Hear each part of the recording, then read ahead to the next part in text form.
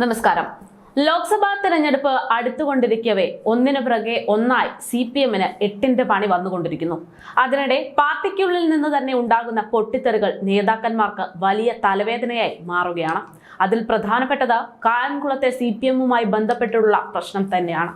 പാർട്ടിയുടെ കംഫർട്ട് സോണിൽ സുഖമായി ഉറങ്ങുന്ന ചില അന്തംകമ്മികളുടെ കൊള്ളരുതായ്മ കൊണ്ട് ചിലർ പാർട്ടി വിടാൻ ഒരുങ്ങുന്നതാണ് ഇപ്പോൾ നാം കാണുന്നത്. വിവേകം അല്പം പോലുമില്ലാത്ത ആത്മാർത്ഥതയുള്ള ആ അന്തംകമ്മികൾ സമർപ്പിത മനോഭാവത്തോടെ പാർട്ടിയുടെ ചാവേറുകളായി പാർട്ടി നൽകുന്ന നക്കാപ്പിച്ചയിൽ അകപ്പെട്ട് ജീവിതം തന്നെ തുലയ്ക്കുന്നത് തിരിച്ചറിയുമ്പോൾ ചില സഖാക്കന്മാർ വെളിപാട് ലഭിച്ചതുപോലെ തന്നെ പാർട്ടിയിൽ നിന്ന് ഇറങ്ങിപ്പോകുകയാണ്. ഇപ്പോൾ നാം കണ്ടുകൊണ്ടിരിക്കുന്ന റിപ്പോർട്ടും അത് തന്നെയാണ്. ഇക്കാര്യം പാർട്ടി നേതാക്കന്മാർക്കും മനസ്സിലായി തുടങ്ങിയിട്ടുണ്ട്. എങ്കിലും അവസാനത്തെ ശ്രമം എന്ന രീതിയിൽ ഇപ്പോൾ പാർട്ടി വിട്ടു പോകുന്നവരെ എല്ലാം പാർട്ടിയിലേക്ക് തിരിച്ചു കൊണ്ടുവരാനുള്ള ശ്രമമാണ് CPM-ന്റെ ഭാഗത്തു നിന്നുണ്ടാകുന്നത്. കഴിഞ്ഞ ദിവസം പാർട്ടി വിടുമെന്നറിയിച്ച് CPM സംസ്ഥാന സെക്രട്ടറിക്ക് കത്ത് നൽകിയ ജില്ലാ പഞ്ചായത്ത് അംഗം ബിബിൻ സി ബാബുവിനെയും കായംകുളം ഏരിയ കമ്മിറ്റി അംഗമായ അമ്മ KL പ്രസന്നകുമാരിയെയും അനുനയിപ്പിക്കാൻ നേതൃത്വം ശ്രമം തുടങ്ങിയിട്ടുണ്ട് എന്ന റിപ്പോർട്ട് പുറത്തു വരുമ്പോഴും നാം മനസ്സിലാക്കേണ്ടത് അതുതന്നെയാണ്. ഇരുവരും BDJS-ൽ ചേരുമെന്ന് പ്രചാരണം ശക്തമാക്കിയതോടെയാണ് അടവ് നയവുമായി CPM നേതൃത്വം രംഗത്ത് വന്നിരിക്കുന്നത്. പ്രസന്നകുമാരിയെ കഴിഞ്ഞ ദിവസം BDJS നേതാക്കൾ വീട്ടിലെത്തി കണ്ടിരുന്നുവെന്നാണ് സൂചന. പ്രസന്നകുമാരിയുടെയും മകന്റെയും പിന്നാലെ കൂടുതൽ പേർ CPM വിടാനുള്ള നീക്കമുണ്ട് എന്ന സൂചന ലഭിച്ചതിനു പിന്നാലെയാണ് നേതാക്കന്മാർ ഇത്തരത്തിൽ അനുനയവുമായി രംഗത്തെത്തുന്നത്. എന്തായാലും ഈ CPM-ന്റെ കൊഴിഞ്ഞുപോക്ക് തടയുന്നതിനായി CPM ശ്രമം തുടരുന്നു എന്നതാണ് റിപ്പോർട്ട്. തെരഞ്ഞെടുപ്പ് പ്രവർത്തനങ്ങളിൽ ഇരുവരെയും പ്രവർത്തനങ്ങളിൽ പങ്കെടുപ്പിക്കുമെന്നും പ്രസന്നകുമാരിയുമായി ചർച്ച നടത്താൻ ജില്ലാ സെക്രട്ടേറിയറ്റ് അംഗം A മഹേന്ദ്രനെയും ഏരിയ സെക്രട്ടറി P അരവിന്ദാക്ഷനെയും ചുമതലപ്പെടുത്തിയിട്ടുണ്ട് എന്ന റിപ്പോർട്ടാണ് പുറത്തു വന്നിരിക്കുന്നത്.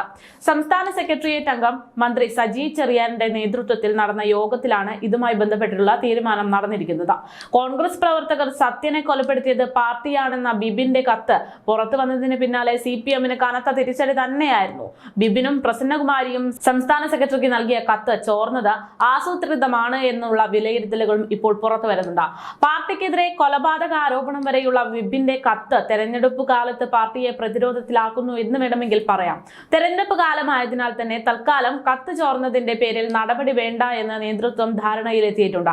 ഭാര്യയുടെ പരാതിയെ തുടർന്ന് നേരത്തെ 6 മാസത്തേക്ക് സസ്പെൻഷനിലായിരുന്ന ബിബിനെ തിരഞ്ഞെടുത്തപ്പോൾ ബ്രാഞ്ച് കമ്മിറ്റിയിലാണ് ഉൾപ്പെടുത്തിയിരുന്നത്.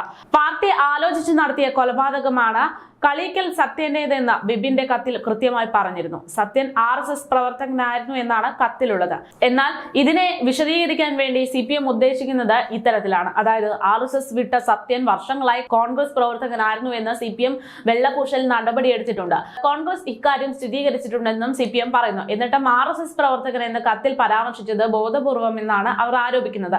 എന്തായാലും കൊലപാതകം നടന്നിട്ടുണ്ട്, അത് CPM-ന്റെ നേതൃത്വത്തിൽ തന്നെയാണ് എന്ന കാര്യത്തിൽ അവിടെ ഒരു വ്യക്തത വന്നിട്ടുണ്ട്.